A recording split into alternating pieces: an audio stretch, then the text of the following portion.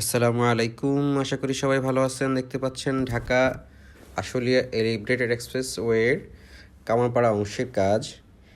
এদিকের কাজটি খুবই দ্রুততার সহিত এগিয়ে চলছে। সামনে দেখতে পাচ্ছেন কামারপাড়ার এদিকে উঠাও নামার একটি র্যাম্প রয়েছে। এই র্যাম্প দিয়ে হচ্ছে যারা উত্তরা 10 নম্বর থেকে কামারপাড়ার দিকে ঢাকা আশুলিয়া এলিভেটেড এক্সপ্রেসে উঠবেন এবং নামবেন, এখানে একটি র্যাম্প রাখা হয়েছে। এরপর দেখতে পাচ্ছেন কামারপাড়া থেকে আশুলিয়ার দিকে যাওয়ার জন্য একটি এইখানে কাজটি খুবই দ্রুততার সহিত এগিয়ে চলছে। এক পাশে ঢালের কাজ অলমোস্ট শেষের দিকে, অন্য পাশে ঢালের কাজ চলতেছে। র্যাম্প ওঠানোর পর আশা করা যাচ্ছে এই পথটি